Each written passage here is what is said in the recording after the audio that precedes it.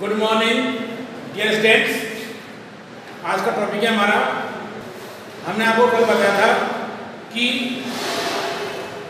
बीजांड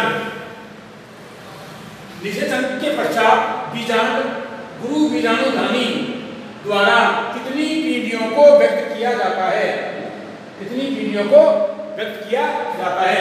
ध्यान दीजिएगा, निषेचन के पश्चात बीजांड बीज में बदल जाता है और निम्नलिखित 3 पीढ़ियों को निरूपित किया जाता है या उसके द्वारा निम्नलिखित 3 पीढ़ियों को व्यक्त किया जाएगा।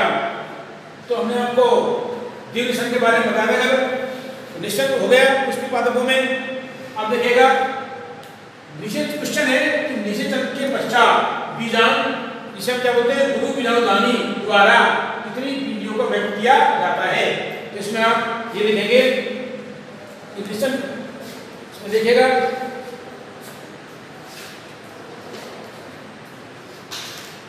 देखिए ध्यान से कि निषेचन के पश्चात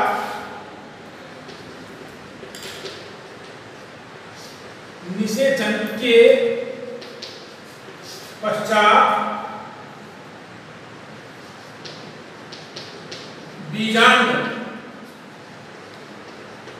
गुरु बीजाणुधानी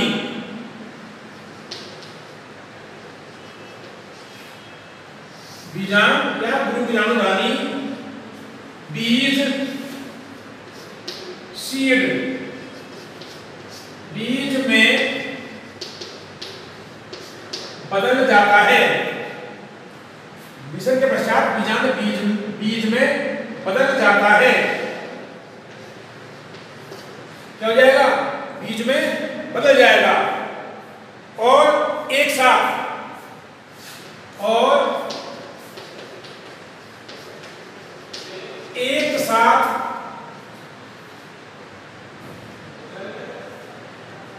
एक साथ 3 पीढ़ियों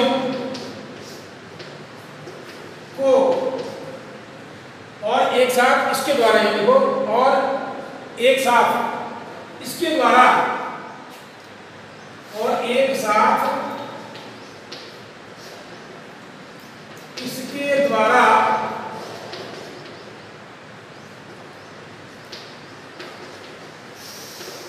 निम्नलिखित 3 पीढ़ियों को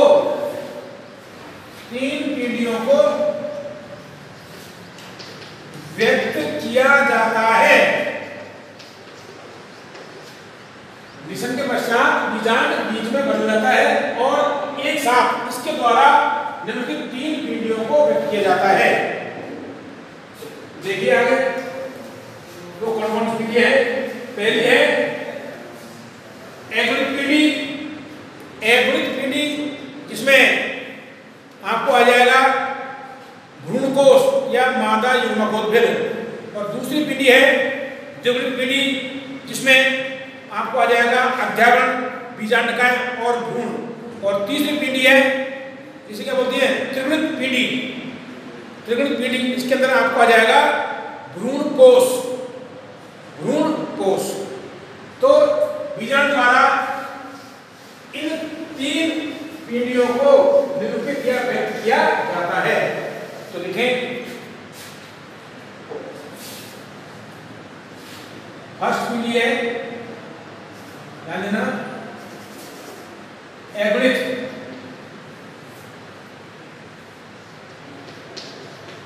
एगुणित पीढ़ी मतलब हैप्लॉइड एगुणित पीढ़ी। इसके अंदर आपको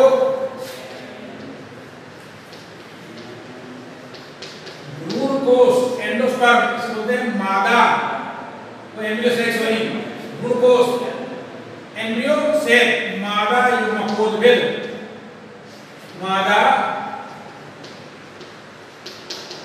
युग्मकोद्भिद। जो दूसरी पीढ़ी है वो होती है द्विगुणित पीढ़ी।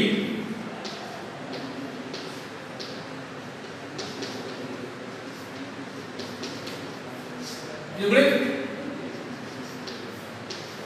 पीढ़ी इसमें आपको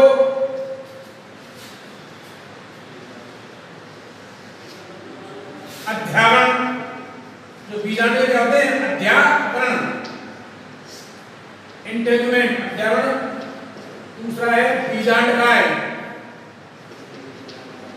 बीजांडकाय अध्यावरण की कोशिकाएं और बीजांडकाय कोशिकाएं क्या होती है, द्विविध होती है। और जो मेन चीज है वो होता है भ्रूण, एम्ब्रियो, ध्यान देना।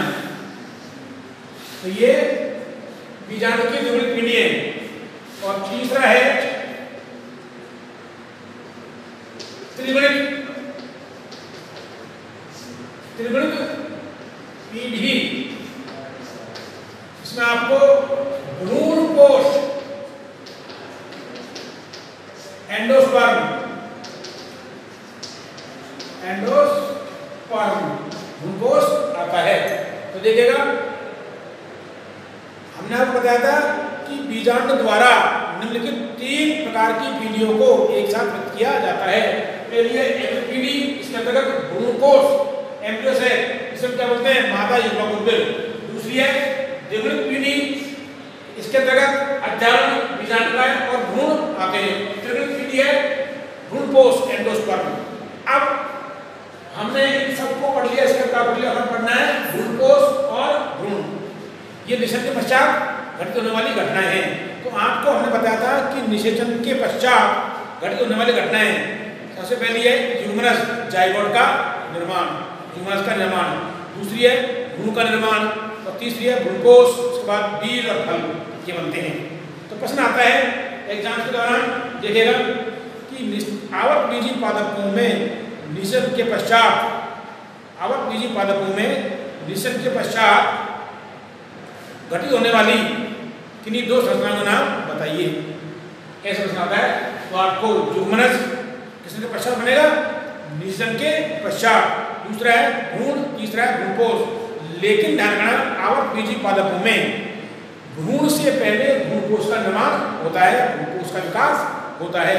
तो हम पढ़ेंगे, अगला टॉपिक होगा हमारा भ्रूण कोश किसे कहते हैं, परिवर्तन के आधार पर भ्रूण कोश कितने प्रकार के होते हैं, अच्छी तो समझाइए। तो अगला टॉपिक है हमारे बेटा भ्रूण कोश। प्रश्न बनता है कि भ्रूण कोश किसे कहते हैं। भ्रूण कोश एंडोस्पर्म, एंडोस्पर्म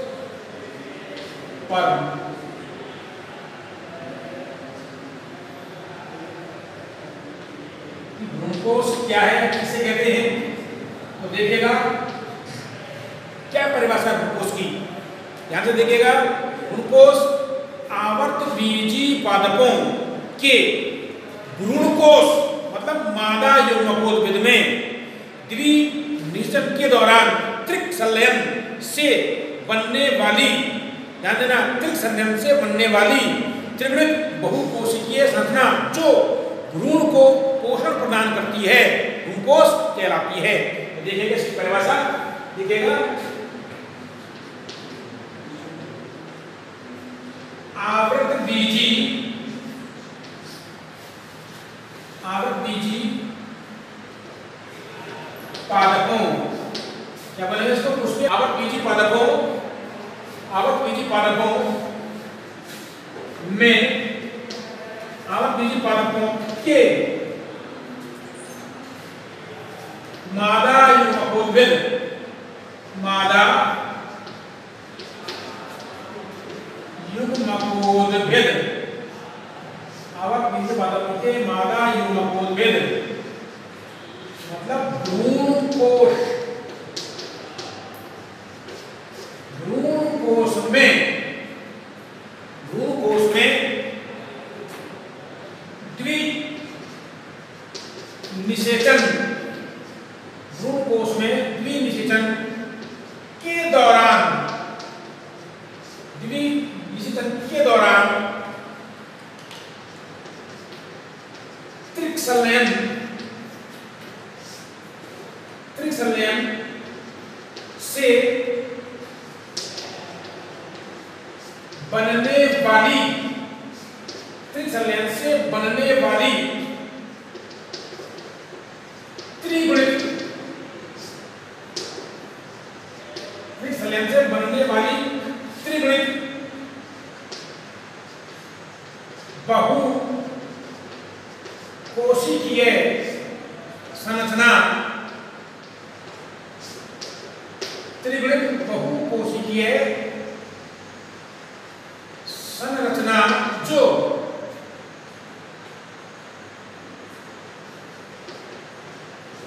भ्रूण को पोषण प्रदान करती है, जो भ्रूण को पोषण प्रदान करती है, भ्रूणकोश कहलाती है। तो क्या लिखा? आवृतबीजी पादपों के मादा युग्मकोद्भिद भ्रूणकोश में द्विनिषेध के दौरान उत्तक संलयन से बनने वाली त्रिवृत्त बहुकोश की संरचना जो भ्रूण को पोषण प्रदान करती है, भ्रूणकोश कहलाती है। भ्रूणकोश एंडोस्पर्म, एंडोस्पर्म कहलाती है। क्या कहलाती है? जो भ्रूण को, जो विकसित हो रहे भ्रूण को प्रदान करती है, एंडोस्पर्म कहलाती है।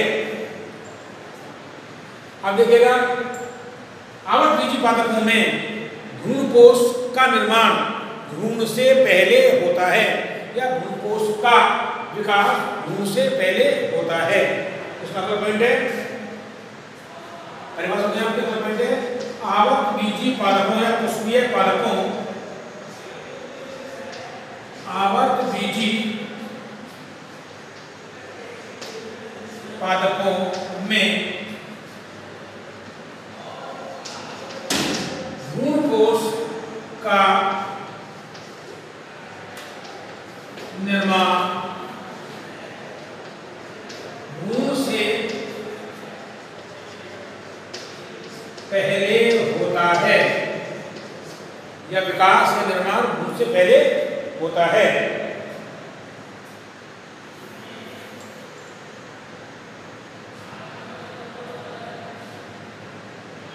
अगला पॉइंट है, अब ध्यान देना, भ्रूण से पहले होता है, कारण क्योंकि इसमें भ्रूणकोश की कोशिकाओं में पोषक पदार्थों की प्रचुर मात्रा पाई जाती है, जैसे कार्बोहाइड्रेट, प्रोटीन, वसा, खनिज लवण आदि भ्रूणकोश की कोशिकाओं में प्रचुर मात्रा में पाए जाते हैं, जिससे भ्रूण को पोषण प्राप्त होता है और भ्रूण का समुचित विकास होता है। इसलिए यह भ्रूण से पहले विकसित होता है, यह भ्रूण से पहले बनता है। तो आगे लिखें आप कि भ्रूणकोश एक पोषक ऊतक होता है। किस प्रकार का ऊतक है? कोशिकीय ऊतक या पोषक ऊतक।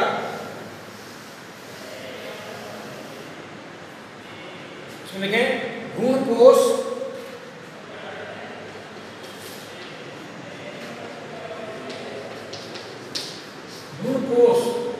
नाम से बदलते हैं, कोश पोषण देने वाला, उसको भ्रूणकोश एक पोषक ऊतक होता है, पोषक ऊतक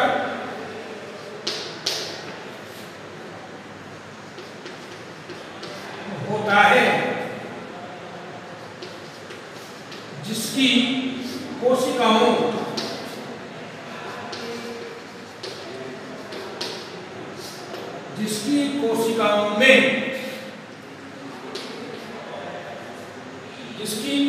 में कार्बोहाइड्रेट, प्रोटीन,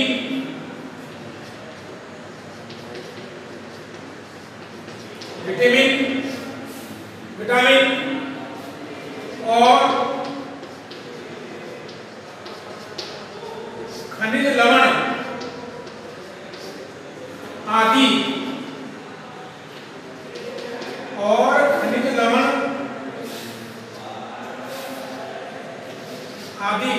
प्रचुर मात्रा में पाए जाते हैं। आदि पोषक पदार्थ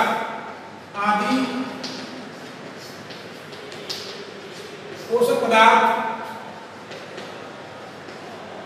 प्रचुर मात्रा में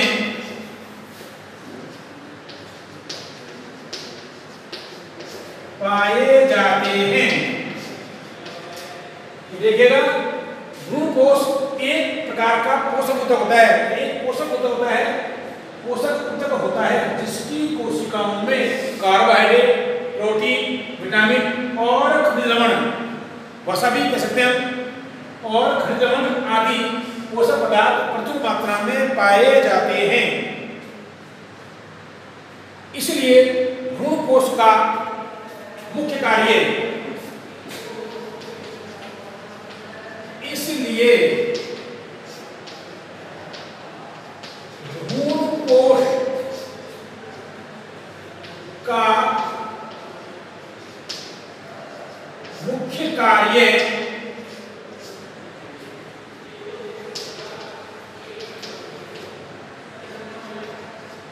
विकासशील भ्रूण को पोषण प्रदान, विकासशील भ्रूण को पोषण प्रदान करना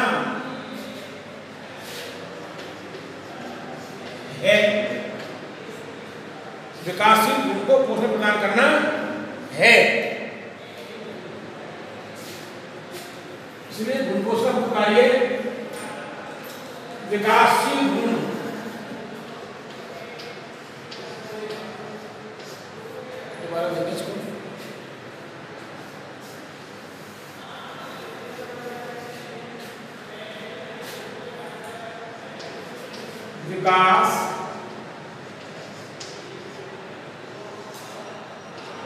विकासशील भ्रूण को पोषण प्रदान करना है, जिससे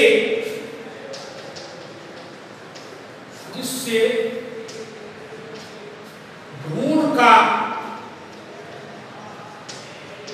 समुचित विकास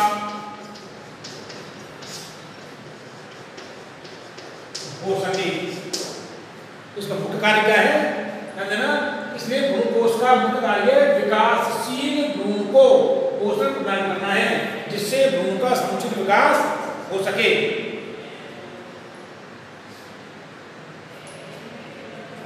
आगे देखें, आवक बीजी पादपों में भ्रूण कोश निषेचन के पश्चात विकसित होता है, जो सूत्रगणिका में त्रिगुणित होता है। आवक बीजी पादपों में भ्रूण कोश का विकास, आवक बीजी पादपों में भ्रूण कोश का विकास निषेचन के पश्चात, मतलब निषेचन के बाद होता है, जो सूत्रगणिका में क्या होता है, त्रिगुणित। आगे देखिएगा, नेक्स्ट पॉइंट है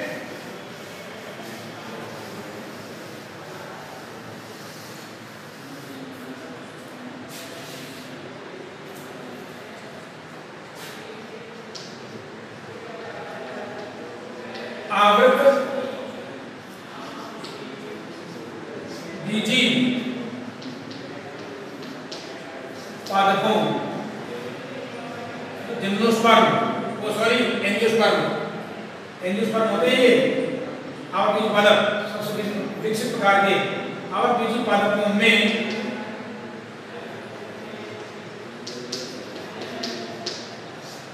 भ्रूण कोश का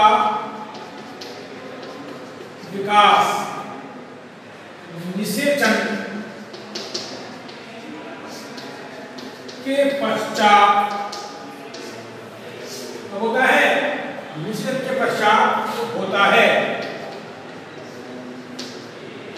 जो सूत्र गणिका में त्रिगुणित कैसे होगा, ट्रिप्लॉइड त्रिगुणित होता है, मतलब 3n कैसा होगा, 3n ट्रिप्लॉइड होता है। प्रश्न आता है कभी परीक्षा में कि भ्रूण कोश आवक बीजी पादपों में भ्रूण कोश की सूत्रगणिका क्या होती है, त्रिगुणित 3n, क्योंकि हमने आपको बताया था कि मादा युग्मकोद्भिद में द्वितीयक केंद्रक और एक नरयुग्मक के संलयन से त्रिगुणित संरचना का निर्माण होता है, जिसके होते हैं ग्लूकोस। 3 केंद्रक भाग होते हैं, 3 एकत्रित केंद्रक, 2 द्वितीयक केंद्रक और 1 नरयुग्मक का, इसलिए क्या कहते हैं इसको त्रिगुणित बहुकोशीय। अब ध्यान देना, अनावर्त बीजी अपुष्पीय पादप जिम्नोस्पर्म में जो ग्लूकोज होता है वो एगुणित होता है। ये प्रश्न बनते हैं कई बार कॉम्पिटिशन के अंदर कि अनावर्त बीजी या अपुष्पीय पादपों में भ्रूण कोश का निर्माण निषेचन से पहले होता है, जो सूत्रगुणिता में क्या होता है, एगुणित होता है। इसको आप नोट करके लिख लें, नोट डाउन करके NOT लिखिए। अनावर्त बीजी अनावर्त बीजी मतलब जिम्नोस्पर्म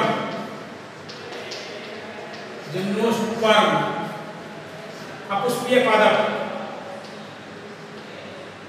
अपुष्पीय पादप जिम्नोस्पर्म अनावर्त बीजी पादपों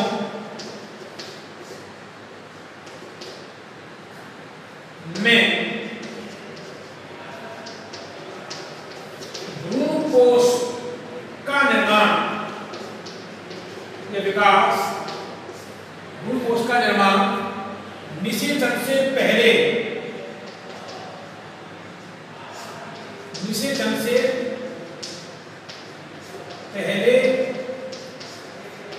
होता है, जो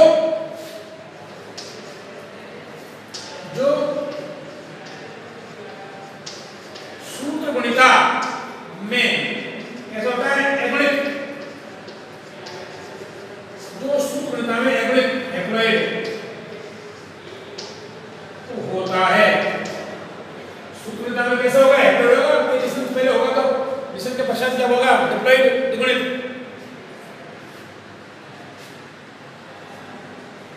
ग्लूकोज जो सूत्रगुणिता में एगुणित होता है, तो प्रश्न बनता है कि अनावर्त बीजी पादपों में ग्लूकोज सूत्रगुणिता में होता है एगुणित, कैसे होगा, एगुणित होगा। इसको देखें आप लोग। दूसरा टॉपिक है हमारा परिवर्धन या विकास के आधार पर ग्लूकोज कितने प्रकार के होते हैं। इसी साल 2020 में ये प्रश्न आया था, इसमें से आया था, प्रश्न क्या आया था, ध्यान दीजिएगा। प्रश्न ये था कि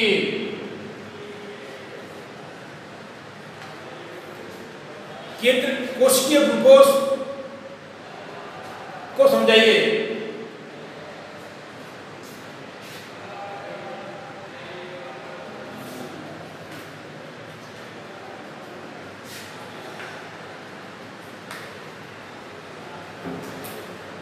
कोशिकीय ग्लूकोज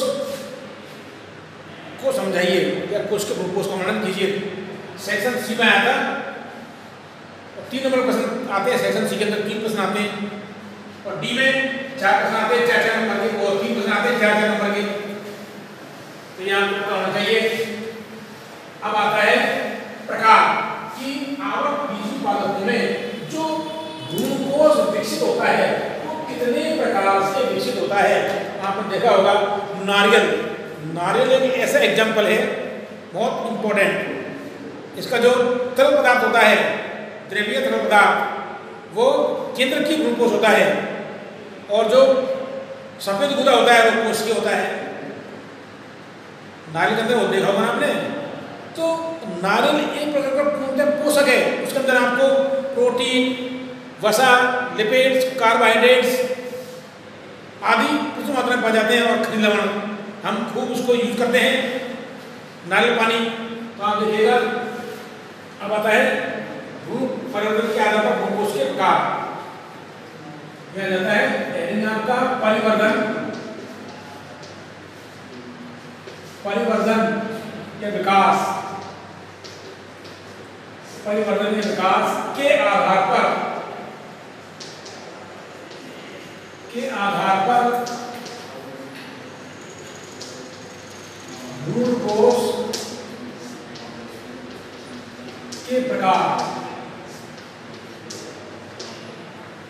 परिवर्तनीय विकास के आधार पर ग्लूकोज के प्रकार। ध्यान देना, परिवर्तनीय विकास के आधार पर ग्लूकोज निम्नलिखित 3 प्रकार का होता है। तो देखिएगा वही पॉइंट में निम्नलिखित 3 प्रकार के होते हैं। परिवर्तनीय विकास के आधार पर ग्लूकोज निम्नलिखित 3 प्रकार के होते हैं। नाम लिख लें आप। पहला है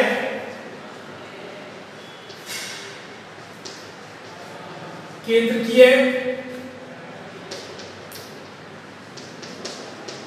ग्लूकोज, दूसरा है कोशिकीय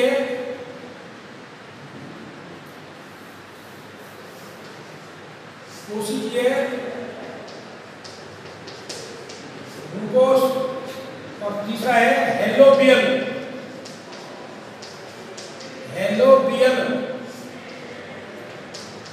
ग्लूकोज। इसे मिश्रित ग्लूकोज भी कहते हैं भाई। कौन सा ग्लूकोज? मिश्रित ग्लूकोज। तो परिवर्तन आवृत बीजी पादपों में, ध्यान देना, आवृत बीजी पादपों में परिवर्तन के आधार पर निम्नलिखित 3 प्रकार के ग्लूकोज पाए जाते हैं। पहला है केंद्रकीय ग्लूकोज, दूसरा है कोशिकीय ग्लूकोज, और तीसरा है हेलोबियल या मिश्रित ग्लूकोज। इसे मिश्रित कहते हैं। मिश्रित ग्लूकोज। अब पहला पढ़ते हैं हम, कौन सा? केंद्रकीय ग्लूकोज।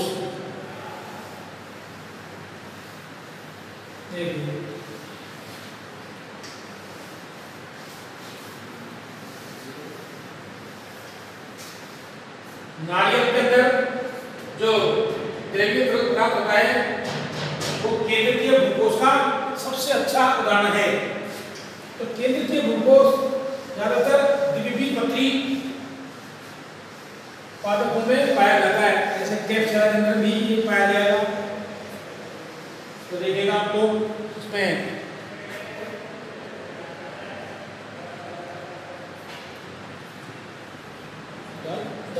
केंद्रकीय ग्लूकोज। पहला केंद्रकीय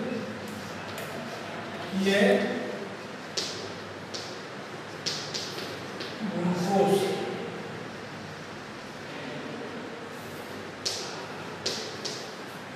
केंद्रकीय ग्लूकोज। तो आप इसको समझे। पहले सबसे पहले किसका निर्माण होता है? विकास में हमने पढ़ा था कि प्राथमिक ग्लूकोज केंद्रक, प्राथमिक त्रिगुणित ग्लूकोज केंद्रक। कौन सा? प्राथमिक ग्लूकोज केंद्रक। देखिएगा डायग्राम नोट करें पहले आप। ये केंद्रक है, ये होता है 3N, और ये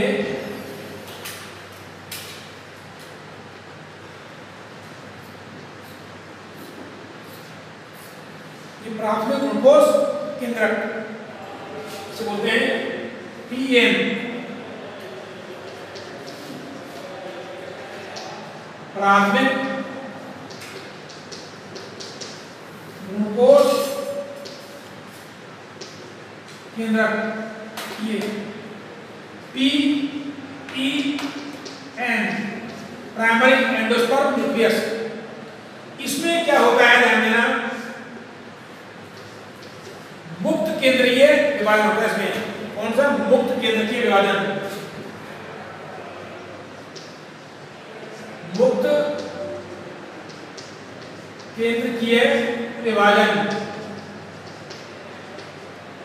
मुक्त केंद्रीय विभाजन होता है। तो ये ऐसा हो जाता है। आगे देखिएगा,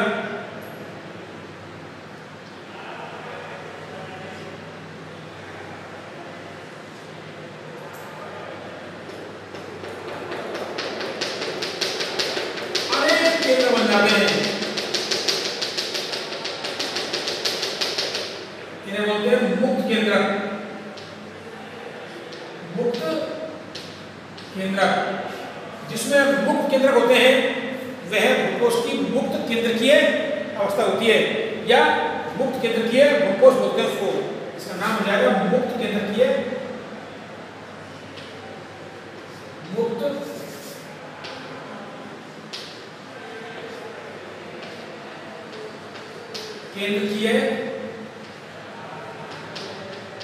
ग्लूकोज। अब इसमें क्या होता है, जो ये ग्लूकोज होता है, कौन सा, मुक्त केंद्रकीय ग्लूकोज, ये सारे के सारे केंद्रक परिधि की ओर स्थित हो जाते हैं और इनके बीच में क्या हो जाती है, एक रिक्तिका बन जाती है। तो यानी केंद्रकों को परिधि की ओर स्थित होना, केंद्रकों का परिधि की ओर स्थित होना। तो कैसे हो जाएगी ध्यान में, ये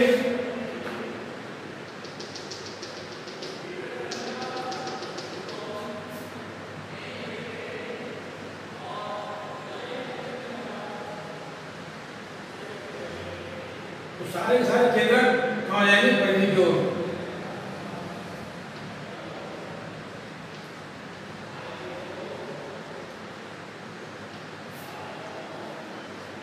और बीच में क्या बन जाएगी, केंद्रीय रिक्तिका, इसमें बोलेंगे परिधीय केंद्रक।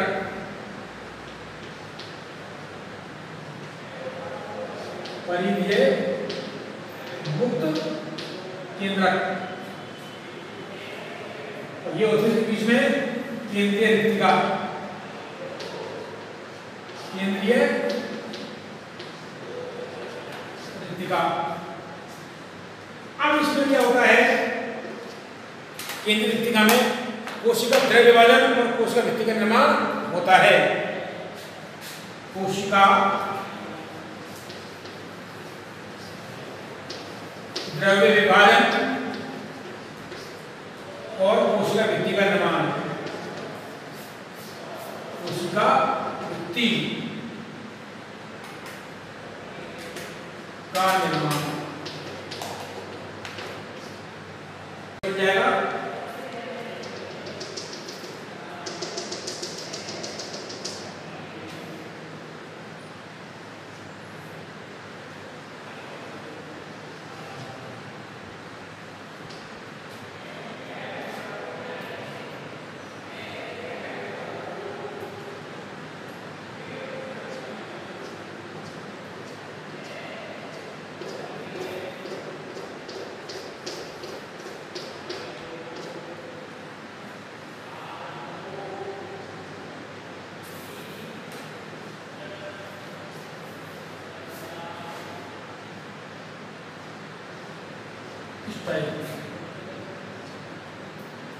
और ये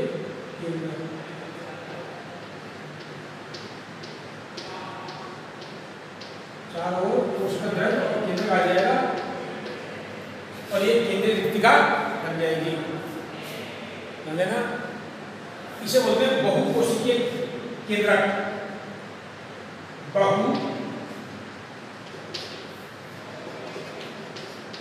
बहुकोशिकीय भ्रूणकोश, सॉरी, बहुकोशिकीय भ्रूणकोश,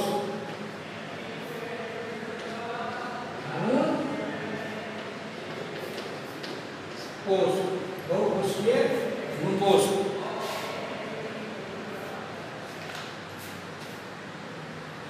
इसके बाद जो वास्तविक स्वरूप होता है इसका, कोशिकीय केंद्रकीय ग्लूकोज का, इसमें आपको स्टाइल बनाना उसको।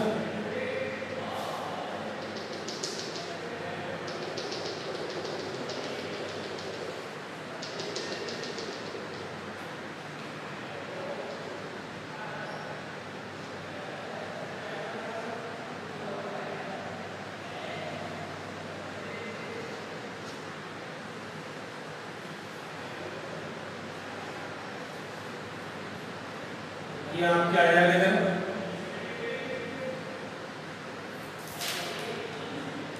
विकासशील गुण, ये बताइए इसके बारे में आपको।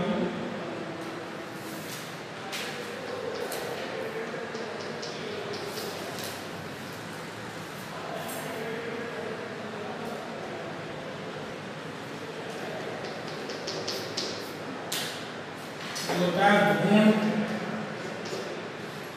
ध्यान देना क्या होगा, भ्रूण होगा। और इसमें आपको ये केंद्र मिलेंगे।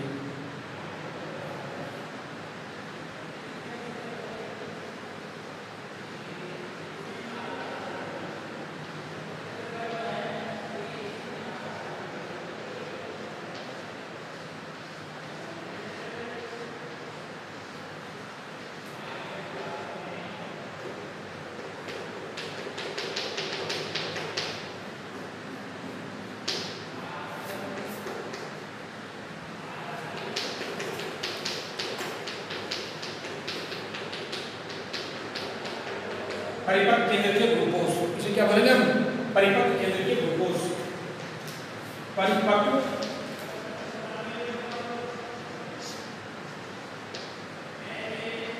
केंद्रीय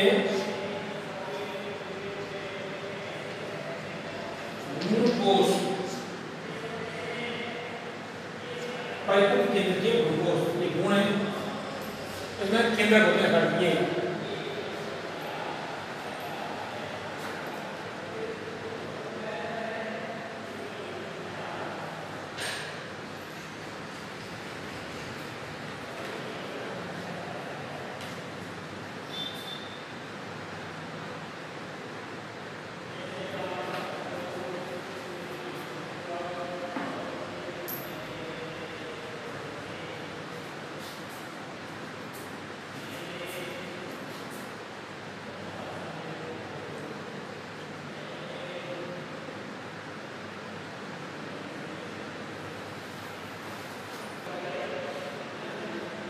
देखिएगा केंद्रीय ग्लूकोज, हमने आपको बताया था कि ऐसा ग्लूकोज जिसके निर्माण के दौरान, किसे कहते हैं केंद्रीय ग्लूकोज, ऐसा ग्लूकोज जिसके निर्माण के दौरान प्राथमिक ग्लूकोज केंद्रक, प्राइमरी एंडोस्पर्म न्यूक्लियस, इसमें प्राथमिक ग्लूकोज केंद्रक में मुक्त केंद्र के विभाजन द्वारा क्या होते हैं, मुक्त केंद्र के विभाजन होते हैं, मुक्त केंद्र के विभाजन द्वारा अनेक मुक्त केंद्रक बनाता है। तो ऐसा ग्लूकोज जिसके निर्माण के दौरान प्राथमिक ग्लूकोज केंद्रक में मुक्त केंद्र के विभाजन द्वारा अनेक मुक्त केंद्रक बनाता है, तो उसे ग्लूकोज की इस अवस्था को मुक्त केंद्रकीय ग्लूकोज कहते हैं। अब इस मुक्त केंद्रकीय ग्लूकोज में क्या होता है, सभी केंद्रक जो केंद्रक थे ये केंद्रक चले जाएंगे परिधि की ओर, ध्यान देना। अब इस ग्लूकोज के सभी केंद्रक परिधि की ओर स्थित हो जाते हैं, जिससे इसमें एक केंद्रीय रिक्तिका बन जाती है। ये सारे मुक्त केंद्रक कहाँ चले जाएंगे, केंद्रकों का परिधि की ओर स्थित होना, परिधि की ओर स्थित हो जाते हैं, जिसमें ये केंद्रीय रिक्तिका बन जाती है और ये केंद्र क्या होता है, परिधीय मुक्त केंद्रक। इस अब क्या होता है, अब इसमें कोशिका द्रव्य विभाजन यानी कोशिका भित्ति का निर्माण होता है, जिससे यह बहुकोश के ग्लूकोज में रूपांतरित हो जाता है। तो आगे देखें, अब यह है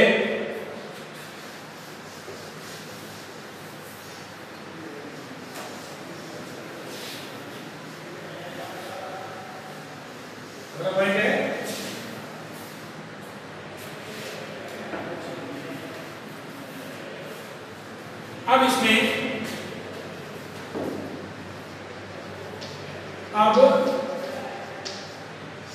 इसमें कोशिका द्रव्य विभाजन, कोशिका द्रव्य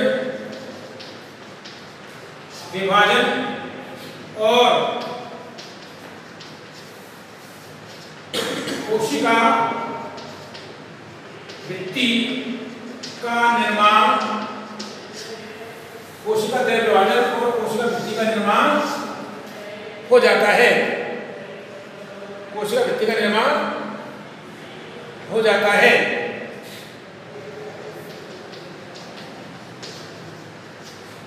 क्या होता है इसमें, जो परिधीय मुक्त केंद्र के अंदर कोशिका द्रव्य विभाजन होता है और प्रत्येक केंद्रक कोशिका द्रव्य लेकर के कोशिका भित्ति का निर्माण करता है। अब इसे क्या कहेंगे, बहुकोशिकीय ग्लूकोज, जिससे हो जाता है, जिससे यह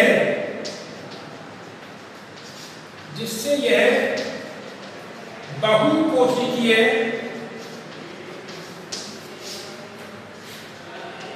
ग्लूकोज क्या हो जाएगा, बहुकोशिकीय ग्लूकोज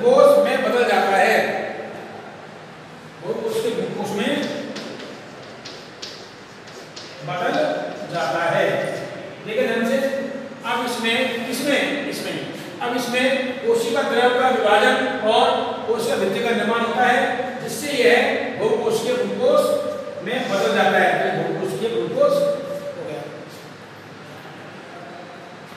इस प्रकार निर्मित भ्रूणकोश को ही, अगला पॉइंट है, इस प्रकार निर्मित भ्रूणकोश को ही केंद्रकीय भ्रूणकोश कहते हैं। इस प्रकार निर्मित भ्रूणकोश को ही केंद्रकीय भ्रूणकोश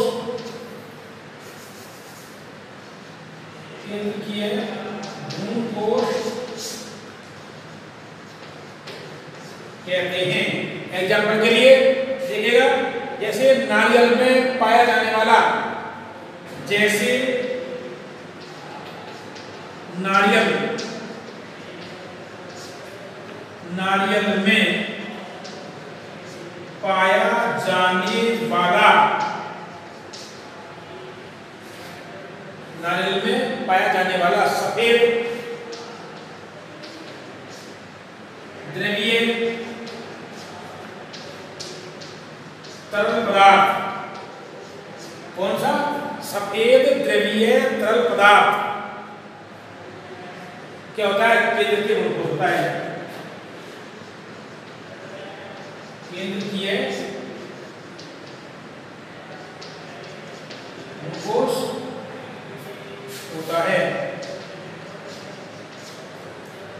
नारियल में पाया जाने वाला सफेद द्रवीय तरल पदार्थ केंद्रकीय भ्रूणकोश होता है, जिसे क्या बोलते हैं? लिक्विड सिंसाइटियम। क्या कहते हैं इसको? लिक्विड सिंसाइटियम। ये भी बिल्कुल लिखा हो, जिसे लिक्विड लिक्विड सिंसाइटियम,